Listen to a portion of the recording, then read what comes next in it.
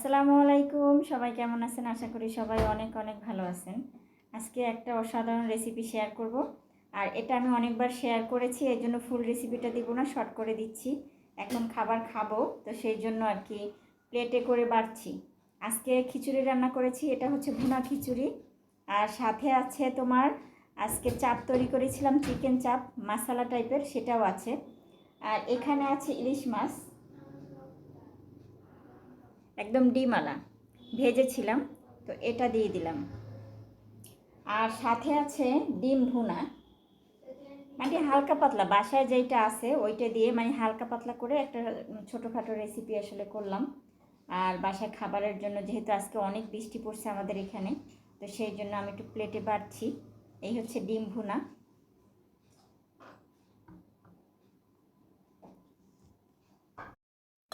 তো আমি একটু ডিম ভুনাটাও এখানে অ্যাড করে দিলাম।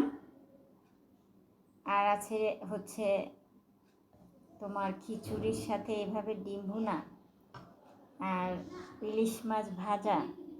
কে কে খাবা বাসায় চলে আসো, খুবই ভালো হয়েছে খাবারটা, বুঝাইতে পারবো না। আর খিচুড়ির কালারটা তো আরও সুন্দর হয়েছে।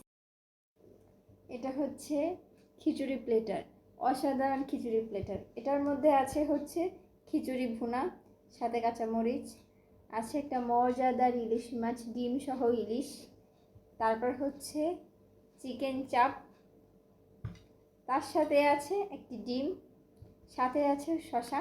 এটা হচ্ছে আমার খাবার প্লেটার আর কি, খুবই মজাদার। তো যাই হোক, আমি প্রথমত ট্রাই করি এটা কেমন কি। ইলিশ মাছটা আর কাঁচামরিচ আর ইলিশ মাছ অসাধারণ। যাক, শুরু করলাম বিসমিল্লাহ বলে। এটাকে প্রথমে ডিমটা একটু ছুটাই ইলিশ মাছের মধ্যে থেকে, ডিমটা ছুটাই। আল্লাহ, মাশাল্লাহ মাশাল্লাহ, অনেক ডিম হয়েছে। ডিমটা দেখাচ্ছি তোমাদের।